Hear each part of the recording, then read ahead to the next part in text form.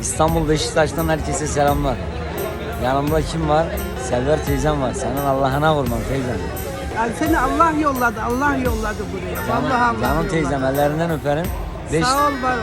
Benim iş yerime de geleceksin, aynı böyle oturacaksın. Senin emrin olur, senin emrin olur. Ben Beşiktaş'ta oturuyorum, kahvaltı yapıyordum. Teyze baktım bana böyle bakıyor. Dedim valla bu beni acaba o mu o değil mi? Doğru mu? Evet. Sonra evet. yanıma geldi. Dedi oğlum ya dedi sen o sazla ağlatan değil misin? Evet teyze dedim. Elini öptüm. Ya o kadar güzel, o kadar böyle şeker bir teyzem ki. Senin Sen Allah'ına kurban. öylesin ki karşımdaki öyle. Sağ ol annem. Senin ellerinden öperim. Bir selam gönder. Bizi izleyenlere, teyzelerimize. Merhabalar. Yani bu güzel oğlumu, Canım duygun teyzem. oğlumu izlemenizi çok isterim. Canım gerçekten. teyzem Allah razı olsun. Yani çok duygunuz. Yani çok. sizin bu sevginiz yeter. İzlemeniz hiç önemli değil. Sevginiz yeter. Allah razı olsun. Canım teyzem.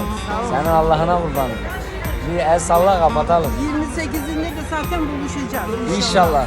Şeref konuğum Bugün de olursun. olabilirdi ama bugün kapalıyız da o bakımda. Bugün de gidebiliriz. Ya sen kafanı yorma. Senin emrin olur. Yer evde dizinin dibinde çalar.